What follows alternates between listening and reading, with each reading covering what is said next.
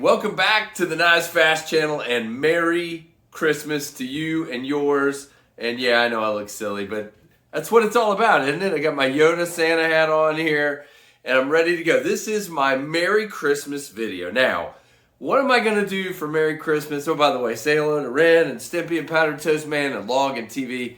And let's get started. Guys, what am I going to do? And I got my Grinch shirt on here. You can't even see him. There he is. There's the Grinch. You know, I got basically my Merry Christmas video to you is, first of all, to just thank each and every one of you for your support all year of the KnivesFAST channel. It has been incredible. We have grown, you know, huge this year. Probably in the past year, probably 1,500, a little over a year, 1,500 new subscribers. So thank you and welcome to all of you. And just the growth of things I've gotten, you know, affiliation with White Mountain Knives and all the different knives that I have gotten to see from the Apex group, from friends, but mostly every one of you and your support. Thank you to those of you who support the channel by watching, by commenting. Thank you to those of you who are Patreon supporters, who are supporters of the KF Pit Crew, which is new, down in the description. Thanks to all of those members, and it is so awesome to see the growth. But guys, everybody's doing one of these top 5, top 10 knives of the year in each category and all this stuff. And I told you this last year, I struggle with these videos because a lot of the knives I get in are ones that are loaners or whatever, and so I don't have all of the top knives of 2021 because I can't afford them. I can't afford to buy every knife that comes out. So what I'm going to do is my own spin on it. This video is going to be my top 10 2021 made knives that I've picked up this year. So it's going to be a top 10. There are going to be some large ones, some small ones, a couple budget or two budget knives. You know, but basically it's my top 10 of 2021, you know, based on the knives that I have in hand, because I don't like to do this video that's like a picture of a knife that I don't even own. Because if I did, the Benchmade Mini Adamas or the Adamas would be in there. I don't own one of those yet. I hope to. There are others that have come out. The EMP EDC Nimble, if I own one of those, it would be in this video. So there's other examples like that as well. But since I don't have those, I'm going to stick to knives that were made in 2021 that I was able to pick up and add to my collection, either through a gift or through, you know, a manufacturer sending it to me or a purchase. So we're going to do that, and let's go down to the table and take a look. And guys, if I don't say it again, Merry Christmas. All right, here we are at the table. Let's get started with the top 10 knives in my collection that are 2021 produced, and we'll go from there. So obviously, guys, if this were 2022, the knife of the year for me would be the Tempest Knives Mach 51. But since it's not actually come out yet and it's only a prototype, it's still number one in my heart and number one on my charts, but we won't include it. How about that? So I'll start with 10 and count down. So number 10 for me, guys, has to be this Finch Harvester. And man, I had a hard time ranking these. So all of these are really great knives, and you know I love flicking the Finch, middle finger flicking using that Fuller. I just love this knife. Matter of fact, I'm going to move this tray out of here so I have a little more room. And so number 10 to me is this guy, the Finch Harvester. Number 9, another one I can middle finger flick using a long pull, in this case, is the Finch Grandie. Now, this one was gifted to me by Justin from Asher. This is the Asher Grandie. By the way, that was the Finch Harvester, if I didn't say that. And he did this texture for my birthday. Really cool. Justin, thanks for sending that one on. And you guys know I love that blade shape. Just love it. So there's number 9. All right, don't get so picky or you'll waste half the day. There we go. Number 8. So I'm going to go budget for number, well, that we just went budget, but I'm going to stick with budget. And this is one I picked up and bought this one. This is the Kubi KU 322. Now, I really want to buy a 122 as well. I bought one and gave it away. I'm going to buy one for my collection for sure because this guy is cool. Now, I have a couple other Kubis coming in. Kubi may be, yeah, no. Let's just say it right here. Kubi is my budget knife company of the year for the KnivesFAST channel. And this knife and some of the others, the Royal, which I got to see, the 122, this one, just $50, $60 usually for most of these. Really well done, great action, and just good ergos. Well done by Kubi. So that is number, what is it? 8. Thank you. Wow. Number 7 is the Finch Devil's Finger. Now, I really wanted to put this one higher, guys, because I really dig it. This is a great EDC size. It's one that's going to find its way into a lot of people's pockets very, very often. Really well done. I dig the action on this one. I can't fail mine. I know some have said that they had issues with that. Mine's perfect. Really, really well done. And that is the Finch Devil's Finger in red. Micarta, check that micarta out. There's more micarta coming, by the way. And I'm going to kind of slide my tree back a little bit so we have hopefully enough room for 10 knives. So this one almost got higher too, and I really struggled with this middle section here. This was gifted to me by JB, a Big Red EDC, and this is a great knife. I have a 940 coming in from Kiefer as we speak to check out. I've never seen one, but I love the 945. Now, is it small? Yes, it is, but this is a great secondary for me because it's on that same size as about that Asher Grande. I like small knives, but I really, really like this size right here for a backup, for a secondary. And its fidget factor is great. The only issue I have with this knife is that access bar should be black.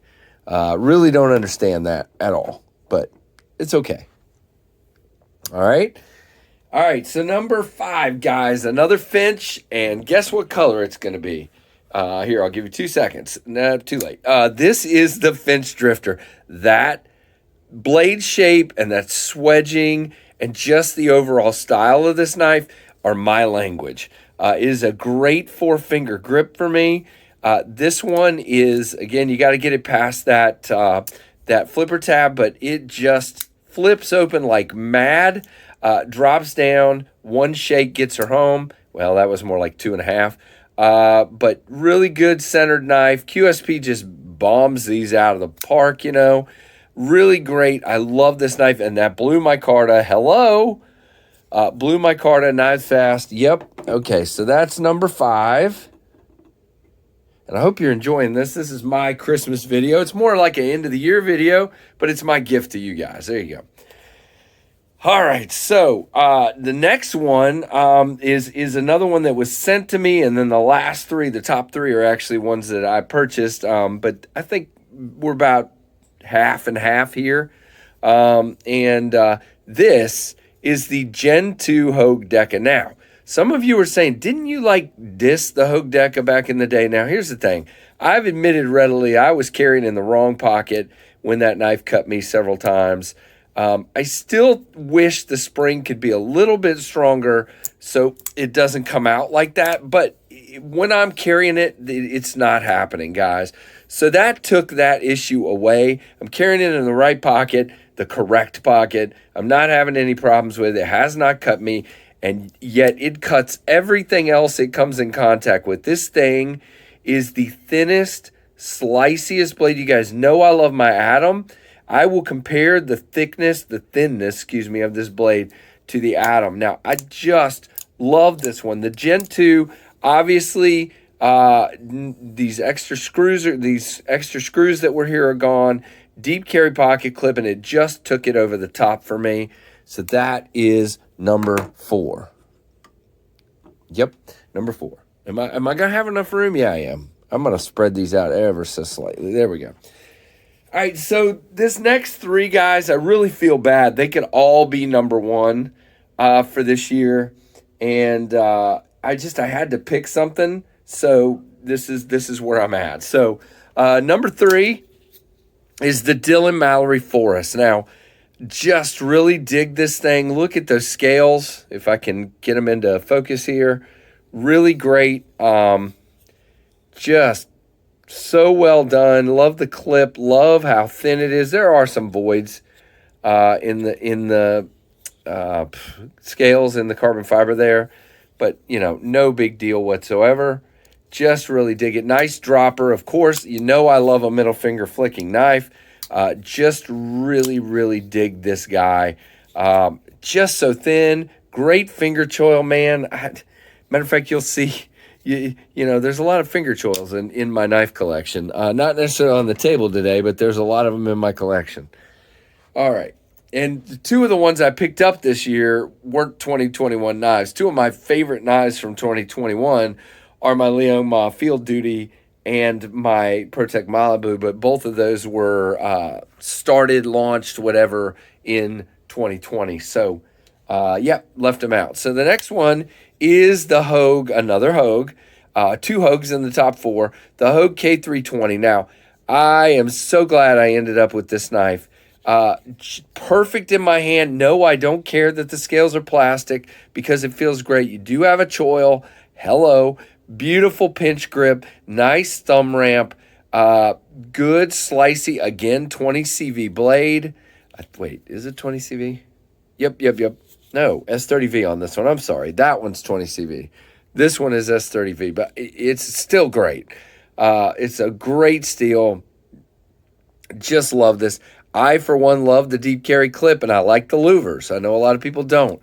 You guys know I have talked about this knife a lot this year. I absolutely love this knife, and that is number two. So have you guys figured out what number one is? If you've watched the channel long enough, and I'm about to buy new scales for this guy, so it's a good time to show it off in its original state. I don't care that it's plastic, and I don't care that it's CPM, or what is this? It's OS 10A. I don't care. It's a cutter. It works. Yes, I've had to strop it a couple of times, and it is good. It comes right back to life. The fidgety nature of this knife, the thinness of it, the way it fits in my hand, the fact that I can use this as a choil, the fact that I have jimping way up where I can do real cutting and get locked into that. The fact that it has a hole, a thumb stud, you can use the hole. Well, there we go.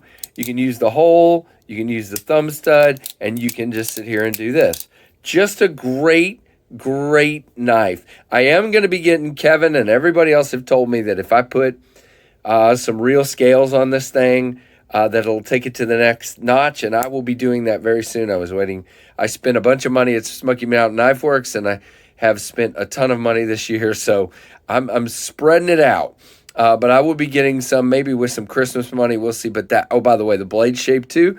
You see, there's a whole lot. There's one ram's foot over here, but everything else is either a drop or a clip, or this is, I guess, a reverse tanto. But this thing has got that awesome warny shape. Really, really great. Now, it's going to be under that limb, isn't it? No, there we go. So there's all 10. Now, I'm going to give you a couple honorable mentions that just didn't make the cut. So number one is the Finch Cherry Bomb. Guys, great knife. They have used this a lot. It's just not quite top 10 material for me. Sorry. And then, which, it really almost is interchangeable with the Harvester for me. But the Harvester, I just love the looks of the Harvester with that blade, the way it's like a mirror image of the handle and the blade. So that pushed it over the top. I mean, I haven't had any problems with the Cherry Bomb. It is a great knife, great option, no problems whatsoever. So the last one is the Liner Lock Artisan Arian White Mountain Knives exclusive with this awesome micarta backspacer as well. Really, really cool. Just, like if you've seen my review, couple little issues with it for me. And, I like it. I love it. But now I'm comparing it to the titanium, the original titanium on one side, micarta titanium frame lock. And it's just tough to get it past that. It's a great knife, but there's just something missing if you've already handled the other one, if that makes any sense. So there you go. But there is the top 10 right there in front of you. Let me know what you think. Let me know what you think of what I picked up this year. And let me know what you think. What would you change order-wise and those kind of things. So give me a thumbs up. Hopefully you liked the video, guys. And like I said at the start, so thankful for each and every one of you for being subscribers, for just being supporters, for watching the videos, even if this is the first one you've ever watched. Merry Christmas. Happy New Year. Can't wait for 2022. Can't wait for this to be the knife of the year in 2022. Yeah, I'll just tell you in advance. It's happening. Just a warning. Unless I produce another knife in 22, which might happen. So if I do, I'll have to decide there. But anyway, there you go. I digress, as I usually do. And guys, I'm so thankful for each and every one of you. Have a Merry, Merry Christmas. And thank you so much for watching the Knives Fast channel.